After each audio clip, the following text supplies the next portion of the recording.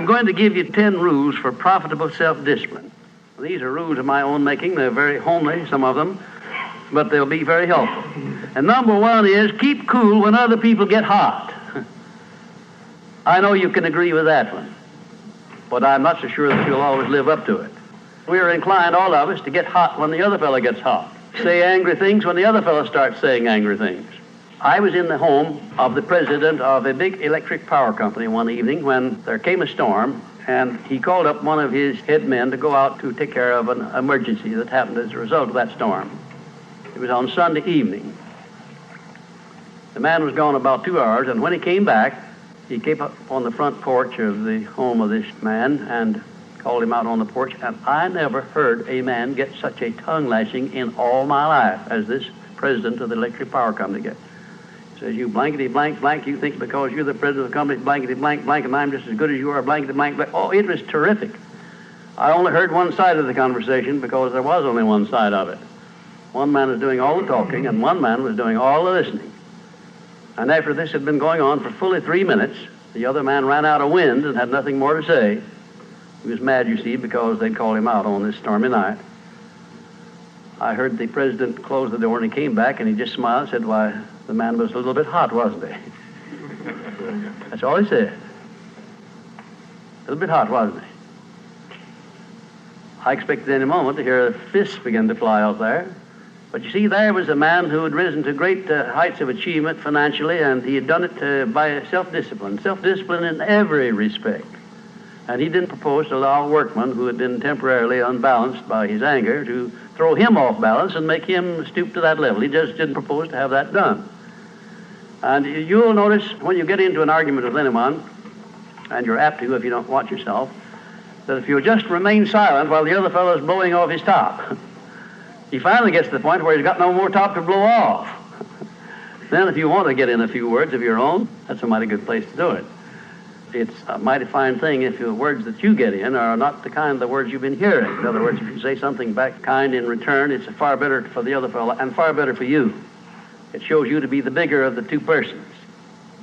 Now, anybody can get mad and blow his top because of what somebody does or says, and that's happening all the time.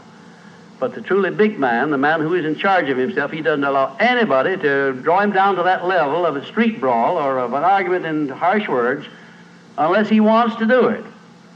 And if he's truly a big man, he doesn't want to do it. Number two, remember there are 3 sides to all arguments.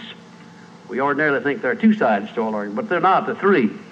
There's your side, there's the other fellow's side, and then there's the right side, which is usually about in the middle of the 2 viewpoints. Remember that when you get into an argument with the other fellow. Don't assume that he's always at fault. Maybe you're partly at fault too. Maybe neither one is totally at fault. The chances are, in all of the arguments I've ever heard, both parties were partly to blame in one way or another. I have never heard an argument where one party entirely was to blame, although I suspect there are such arguments at times. Number 3, never give directives to a subordinate when you're angry. If the matter is urgent, then cool off quickly. Number 4, treat all people as nearly as possible as if they were rich relatives from whom you expected to be remembered in their will. Now that's a good one. That's a honey. That is a honey. If you just do that, treat all people as if they were rich relatives from whom you expected to inherit something at their death. And you can do that. You know, if you had a rich relative that had $1 million he was going to leave to you, or you suspected he was going to, it wouldn't make very much difference what he said or did. He would never throw you off balance. You'd never talk back to him, would you? Of course you wouldn't. You'd be quite silly if you did. Keeping quiet for $1 million seems to me to be a very easy price to pay. Number 5, look for the seed of an equivalent benefit in every unpleasant circumstance with which you meet, no matter what the unpleasant circumstance is. Make it a point to discipline yourself so that you look for that seed of an equivalent benefit, and you start looking in connection with the circumstance. Don't wait a week or two till you've all worked yourself up about it. Start right in where you stand. It'll lessen the blow. It'll lessen the hurt of the wound, whatever it happens to be, if you start looking for that seed of an equivalent benefit. And number 6, learn the almost forgotten art of asking questions and then listening to the answers instead of getting the other fellow told off. It gives you an awful lot of satisfaction when you're angry to get the other fellow told, doesn't it? And the temptation is very great to do that. I know, because I've been there many times. Don't do it. Be bigger than that. Listen to what the other fellow has to say, and then when somebody makes a statement that you're not sure about, learn to ask this one question. It's one of the most important questions in life. It'll serve more purposes than any other short question that I can think of. When somebody makes a statement that you're not sure about, or that you doubt, or that you question, ask a 4-word question. How do you know? And then wait for an answer and see him squirm. Oftentimes there is no answer. People make wild statements that they can't back up. And instead of getting into an argument and making an incident out of the matter and getting yourself worked up into an argument, let the other fellow stew in his own fat by putting him over the barrel. But that question, how do you know? I had a clergyman in my class once who was very, well, I just don't know exactly how to describe him. He was a fanatic, you might say, on the subject of religion. And he was sure that he knew exactly what was going to happen to me after death. He said so in no uncertain terms, not in the class, but in a private conversation. And he raved and ranted for quite a little while about it. And when he got through, I said, how do you know, parson? And that really put him over the barrel. He said, that's the way I feel about it. That's my faith. I said, well, now, having belief and faith is one thing, but having evidence is something else again. How do you know what's going to happen to me after I die? I don't know, and I doubt that you do. How do you know? Well, he never did give me a satisfactory answer. There are a lot of questions that come up in life in connection with which, if you'll ask that one thing, how do you know, you'll find that the other fellow will be off balance, and you don't need to make an incident out of what he says. You don't need to get mad at what he says. 7, never say or do anything which may influence another person without first asking yourself this question: will it benefit him or hurt him? And if it will hurt him, don't do it. Don't say anything or do anything that would hurt another person under any circumstances, no matter how much he may deserve it. Exercise self-discipline. Don't do that, because if you hurt another man, you're going to hurt yourself 10 times as much at least, because that hurt will come back on you. I don't care who you are nor what circumstances you're working under or living under. If you hurt another person, you will be hurt 10 times as much.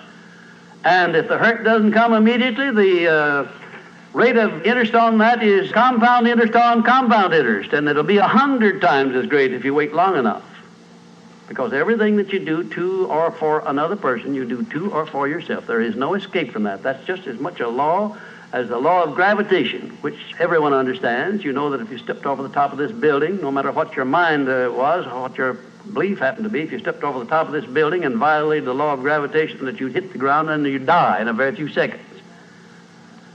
And this law, which brings you back that which you send out, is just as inevitable, just as inexorable as the law of gravitation or any other of nature's laws.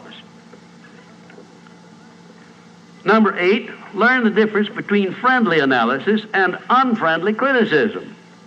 Then decide which you wish to live by in your relations with others. Now, friendly analysis is one thing and is welcomed by most sensible people. I don't object to friendly analysis of anything that I do, even though it's very unfavorable. If it's friendly analysis, I like it, because I can improve by it. But if it's unfriendly criticism, very obviously unfriendly criticism, and not analysis, well, then I resent it. I wouldn't be human if I didn't. How can I tell whether it's friendly analysis or unfriendly criticism? How would you go about telling? There are a lot of ways you can tell. You can tell by your relationship to the person who's making it, whether it's friendly or unfriendly to begin with. If it's an enemy, obviously I discount it right off the bat, because you almost know it's going to be unfriendly criticism. I can tell also by the tone of voice in which he does it, by the manner in which he does it. Because a man who engages in unfriendly criticism generally uses a few epithets along with it that clearly indicates that he's biased. If you have self-discipline, you're not going to be influenced by that kind of a person. And number 9, remember that a good leader in any calling is one who can take orders as cheerfully as he gives them. And number 10, last but not least, remember that tolerance in human relations is just as important as tolerance in the operation of mechanics.